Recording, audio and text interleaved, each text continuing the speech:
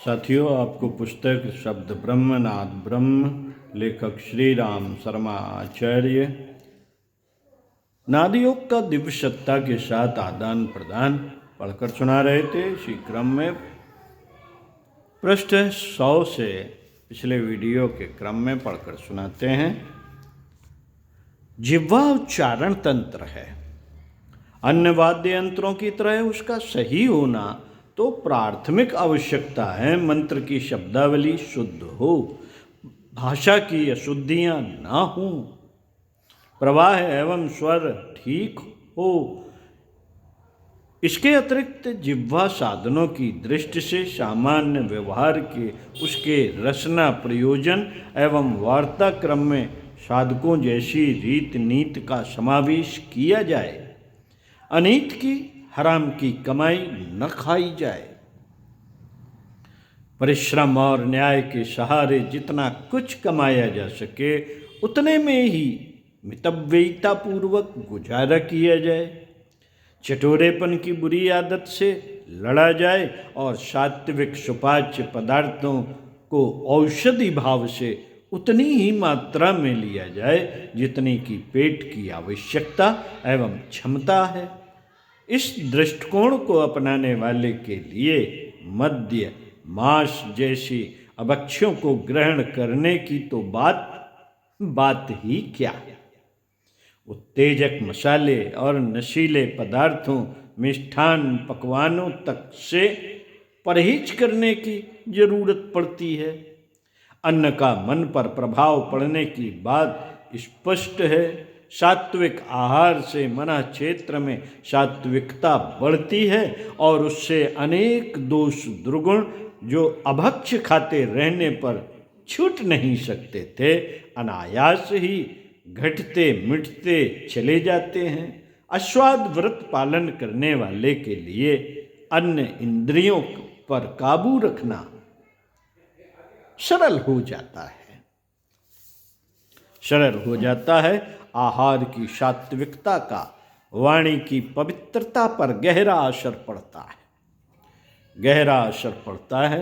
साथियों, अभक्षय आहार से जिह्वा की सूक्ष्म शक्ति नष्ट होती है और उसके द्वारा उच्चारित शब्द आध्यात्मिक प्रयोजन पूरे कर सकने की क्षमता से रहित ही बने रहते हैं। वाणी का दूसरा कार्य है वार्तालाप। हमारे दैनिक जीवन में वार्तालाप का स्तर उच्च स्तरीय एवं आदर्श परंपराओं से युक्त होना चाहिए।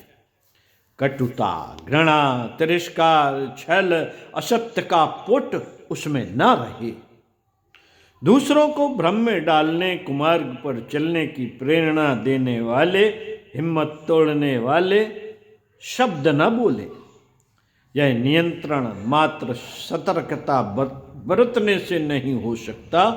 उपचार में भी बार बार भूल होती रहती है। वस्तुतः हमारे भीतर सद्भावों का इतना गहरा पुट हो कि वाणी पर नियंत्रण करने की आवश्यकता ही ना पड़े।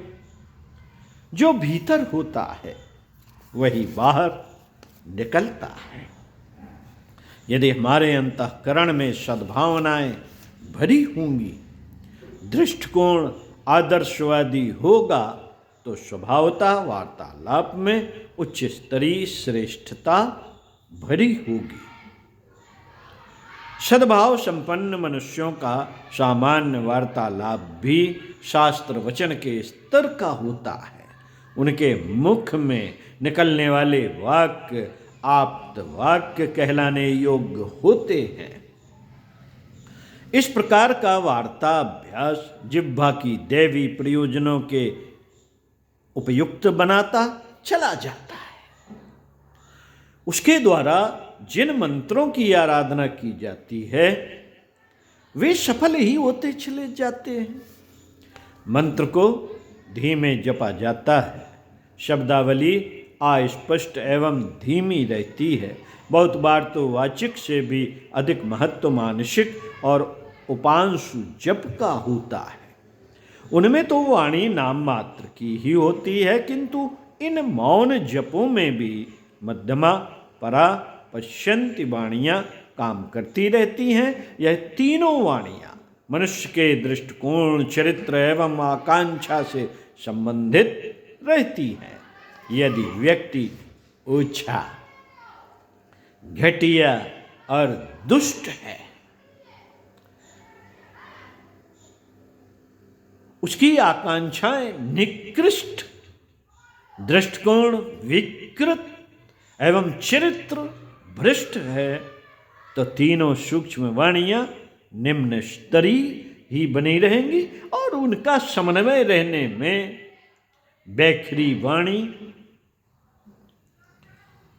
तत्प्रभावहीन, संदिग्ध एवं अप्रामाणिक बनी रहेगी। उसका सांसारिक उपयोग भी कोई महत्वपूर्ण परिणाम उत्पन्न न कर सकेगा। फिर उसके द्वारा की गई मंत्र साधना तो सफल हो ही कैसे सकती है। मंत्र जप की सरल विधि के साथ कठिन साधना यह है कि उसके लिए जिह्वा समेत समस्त उपकरणों का परिशोधन करना पड़ता है।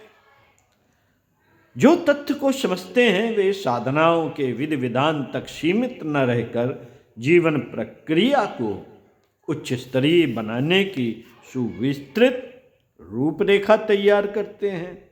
उस प्रयास में जिसे जितनी सफलता मिलेगी, उसके जब तब उसी अनुपात में सफल होते देखे जा सकेंगे। शब्द ब्रह्म का साक्षात्कार इसी मार्ग पर चलने से संभव होता है। समूची आत्मसत्ता को परिष्कृत बनाने में वाणी की परिणत वाक् शक्ति में होती है। वाक् शक्ति का प्रभाव असीम है। उसकी सहायता से असंभव को भी संभव किया जा सकता है। शतपथ ब्राह्मण में शब्द ब्रह्म का विवेचन करते हुए कहा गया है, परावाक उसका मर्म स्थल है।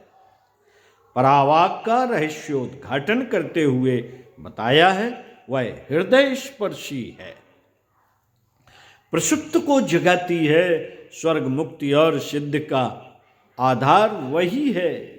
देवताओं के अनुग्रह वरदान का केंद्र उसी में है। इस विश्व में जो कुछ श्रेष्ठता है वह वाक्य की प्रतिध्वनि एवं प्रतिक्रिया ही समझी जानी चाहिए।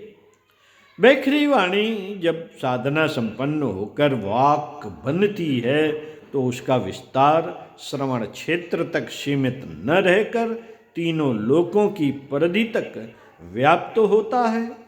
वाणी में ध्वनि है, ध्वनि में अर्थ, किंतु वाक् शक्ति रूपा है। उसकी क्षमता का उपयोग करने पर वह सब जीता जा सकता है जो जीतने योग्य है। कौत्स मुनि ने मंत्र अक्षरों के अर्थ की उपेक्षा की और कहा कि उसकी क्षमता शब्द गुंथन के आधार पर समझी जानी चाहिए। उसमें वाक् तत्व ही प्रधान रूप से काम करता है। इस परावाक का स्तवन करते हुए श्रुति कहती है, देवीं वाचमजनयन्त देवास्तां विश्वरूपाः पशवो वदन्ति, सा नो मद्रीषिमूर्जं दुहाना धेनुर्वागस्मानुपसुष्टुतयतु। देव्योपनिषद 5 में कहते हैं, परावाक देवी है, विश्व रूपिणी है, देवताओं की जननी है, देवता मंत्रात्मक ही है, यही विज्ञान है। इस कामधेनु वाक्य की शक्ति से हम जीवित हैं, उसी के कारण हम बोलते और जानते हैं। ओम शांति।